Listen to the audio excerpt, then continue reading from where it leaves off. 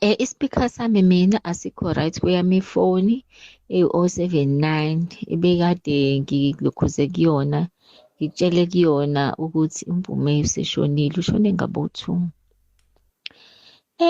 Wephiwe ngikho siyakhumbula namdonethele uMpumi imali nje, yamsiza kakhulu leyo mali. Indaba kaMpumi, uMpumi uqale ukuba nenkinga ngo-2023 kwaku-April, angikhumbula kahle la nje lento yakhe yaqala khona futhi eseyizwa-ke. Wayehlala nale ntombazane ekuthiwa uMazukula, babebanga iy'mpahla kaMpumi. uMazukula wayentshontsha iy'mpahla kaMpumi ey'gqoka aphoste ngazo. Nje ngiyakhumbula uMpumi waze wangitshela ukuthi yazi endlini baney'mpahla ey'fanayo, akazenza kanjani ukuthi bebe ne-choice efanayo. Kanti uMazukula ndini wathatha ukhiye, wasika ukhiye werumu kaMpumi. Mayengekho wayevula ashuthe ngey'mpahla zakhe aphoste ngazo. Nje wambamba-ke emsebenzini ephume early ngoba wayengaphilile emsebenzini, basheshe bathi akahambe. Kanti uzofika uMazukula amfice ekamereni lakhe, impahla zakhe y'gcwele umbhede. Baxabana-ke lapho-ke kakhulu. Ngathi mina akafuna enye indawo, wamshiya uMazukula. Okay, sayifuna-ke indawo uMazukula-ke kusho ukuthi-ke waxolisa uMpumi ngento ayenzile ukuthi asebenzise iy'mpahla zakhe nokuthi asike ukhiye wasekamereni lakhe, waserumini yakhe, wathi uyaxolisa. Ngathi mina uyamthemba kangana lo muntu ukuthi uyaxolisa? Umthemba njani umuntu okwazi ukusika ukhiye werumu yakho, agqoke iy'mpahla zakho, aphoste ngey'mpahla zakho? Umthemba kanjani loyo muntu okwazi ukwenza into enjalo nje ngaphandle kwe-permission yakho? Wathi hhayi phela umuntu uyanikwa ithuba lesibili, umuntu uma ewonile kanye akuchaza ukuthi sekufanele-ke ungaxoli. Too trusting. Kanti-ke uxolisa nje ufuna ukumthola kahle-ke. uMazukula-ke njalo ekuseni wayenza itiye lakhe enzile uMpumi everyday. Before emsebenzini uMpumi yamenzela itiye, naye enza itiye bephuze before uMpumi ehambe emsebenzini. Okay, kanti ngolunye usuku uMpumi ezokhohlwa i-face wash erumini, engasahlala e-bathroom ngenxa yokuthi uMazukula wayeyisebenzisa i-bathroom bese engayithengi. Sorry. Okay, athi sengenile-ke e-bathroom akakhohleke-ke i-face wash, aphindele erumini uthatha i-face wash. Uthi uma esebuya, angithi la emalokhuzane kuma-complex, ikhishi nelawo nje kuba i-open space, uthi kuvele kuthi akame. Mayema abone uMazukula kunento eyikhipha la ebeleni, uthi kuthi akakhuluma umuntu bese ethi ufuna ukuthula, abuye ethi wenzani, khiphe lento ebeleni bese efaka ama-drops kwi-coffee mug kaMpumi, avalele libhola liMazukula libuyisele emabeleni. Uthi lincane lincane lingangabhodlela lomuthi wendlebe. Lime futhi njengebhodlela, ngazi ukuthi uzothi umuthi wani lowani. Uthi uMazukula bese aqalaza ukuthi kuhlangana amehlo, ukuthi bese abuza ukuthi weMpumi usunesikhathi esingakanani umile wena lapho? Uthi Mpumi bese ngithi yini lento efaka etiyeni lami? Uthi-ke aqonde kuyena-ke beyibange-ke lento, beyibange-ke uMpumi esho ukuthi akwazi ukumphucelela ibhodlela, alibeke phezu kwetafula, alishuthe, alithathe uMazukula leli bhodlela. Uthi engakalithatha uthi alishuthe, athi uyalividireza, alithathe uMazukula njengoba kunevidiyo encane nje engekho. Inkinga yaqala lapho-ke. ngingakazi ukuthi waqala nini ukumfakela, njengoba yena wathi uma esekhulapsa emsebenzini eseyiswa dokotela wathi wayiwe esibhedlela, kwathola ukuthi umzimba kaMpumi ugcwele ikhemikhali. Bambuza ukuthi usebenza ngekhemikhali, ngathi cha. Pho wathi akazi. Phiwe, inkinga yami anginayo imali yokungcwala ingane yami. Ngicela i-donation, ngicela ningidonethele. Anginayo imali yokungcwala uMpumi. Njengoba ngisho uMpumi yena ubesebenza. Last year ngo-October ngagcina sengihluleka ukukhokhela ipolisi ngenxa yokuthi uMpumi uyagula, ngehla ngenyuka kuleli sibhedlela sikahulumeni, nenye i-medication.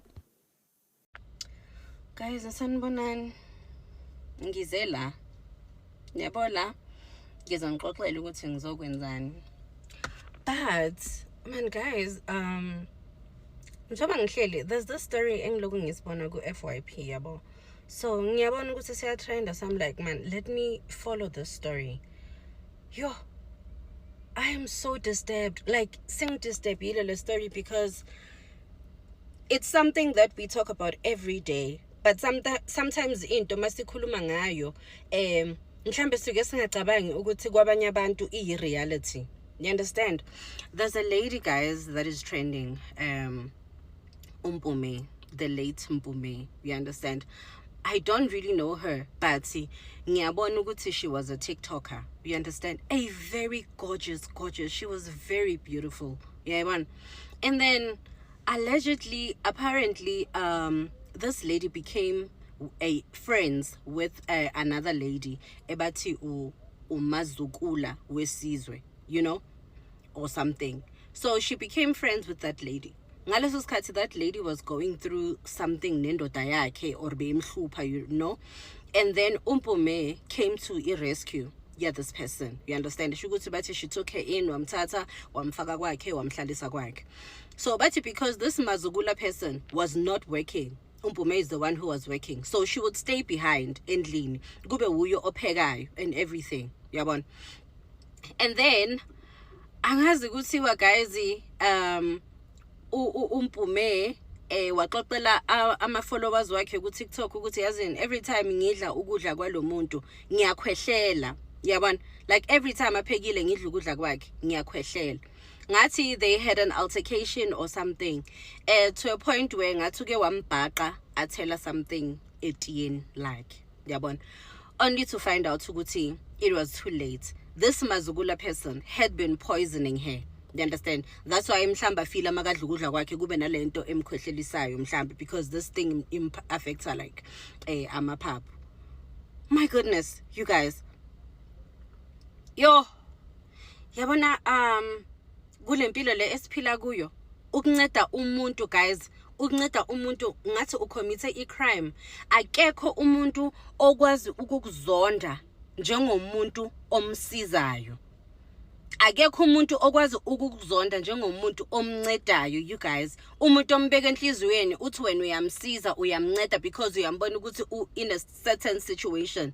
And when you're looking at these two ladies, I don't care what people say, but when you look at the two ladies, ubuka Mpumi, ubuka umazugula, umona, you can see ukuthi it's jealousy, because Mpumi was a very gorgeous woman. She was very beautiful.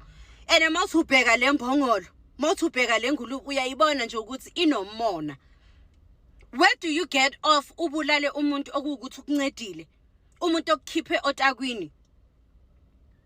Yazi guys, sometimes uzozwa umuntu bathi hayi bayamhlupha ntontoni, uthi uyamsiza, uzibuza ukuthi bamhluphelani. Now that we are here, we are like, oh, mhlambe yizo lezi zinto indoda yakho ebeyizibona ugila imikhuba, mhlambe nayo ke wakubona uzama ukumdlisa, yiko bekakuhlukumeza. Yo guys, this is so sad. Friends are the pits, because these people were friends, like they became friends. Magam take her in. Yo guys, sihlezi sisho ukuthi maningi amathuna akhona la ngaphandle wabangani.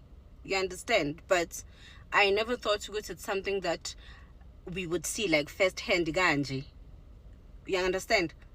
Ezinye izinto ugcina ngokuzwa bethi but awukaze wayibona iyenzeka or wayizwa iseduze uyibona abantu baxoxa ngayo, but uhlezi uzwa ukuthi kuyenzeka. Guys, phumane banganini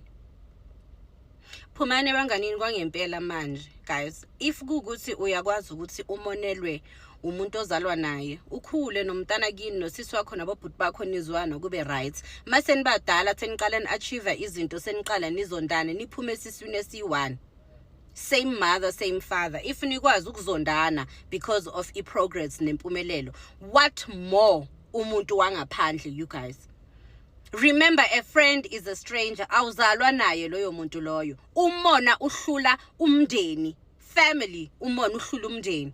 What more of umuntu wangaphandle? You guys, yo, oh my goodness, like ngaze ngezwa ubhlungu, you know, ngaze ngezwa ubhlungu for that lady, because bathi ushiye umntanakhe ona 6 years ngenxa yengulube enomona.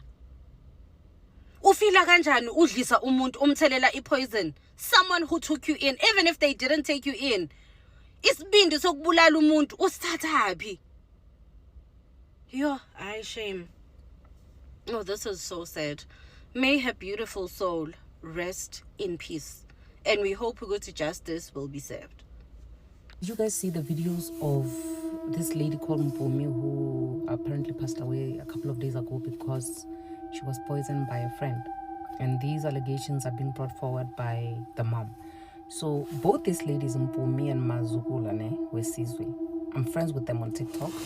And if I recall, I think all of this friendship could have started during that time where ladies were just coming together and ganging up against Noni. I don't know if you guys remember those times, because I remember both of them being very loud when it comes to calling Noni out on the stuff that she was saying about women, you know. So I don't know whether the friendship started there or what, but I remember being friends with both these people during that time. And now it is being said that at some point, the other one now moved in with the other one and they were sharing an apartment. Until now, after a couple of years of Mpumi being sick, she is now late. And the mom is alleging that it's because of the poison that is coming from Umazugula Wesizwe. Where do you draw the line between being extremely paranoid and being nonchalant? You know, because if you're extremely paranoid, you could really believe everybody's bewitching you, everybody's jealous of you, everybody wants you dead, and your quality of life is compromised, obviously, because you're not even living, you know.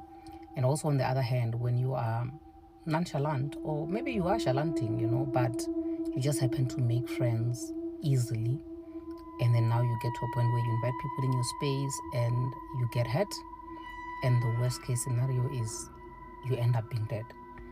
And I've been seeing on people's videos where some people were saying that Umazugula Wesizwe was deleting the comments under her videos, although she hasn't created any recent content, you know. And this is quite disturbing, guys, because I don't know how many friends I've made online, and I know that it's not only friends you make online that can actually endanger your life, because even a family member, if they want to poison you, they can, you know.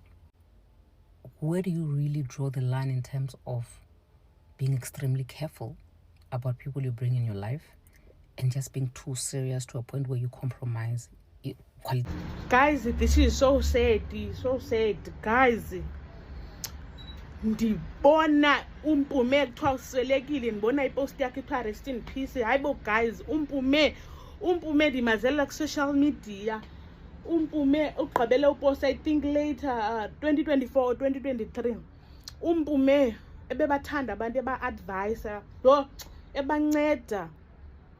So Mpumi kuthiwa ubulewe yi-friend yakhe, which is nalo friend bebedimena apha ku-social media. Igama lalo friend yakhe Umazugula Wesizwe.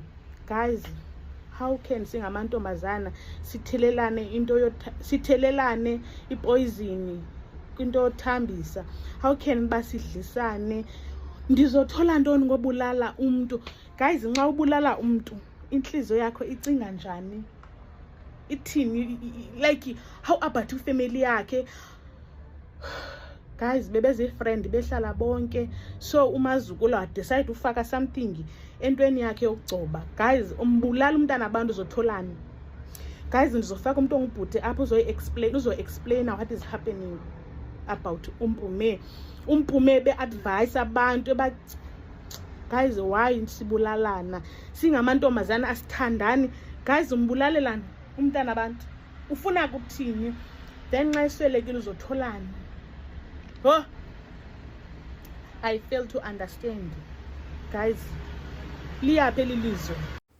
Mzansi, welcome to Mgosi waseMzansi. You know guys, after God, fear friends ke sana nalabangani lots when uyabasithi uyabatakula, they need help, they are desperate, abananza yokuhlala banana uthi umuntu uyamsida, oh yo gqina umuntu sekakubulala because people are cruel, people are heartless out there.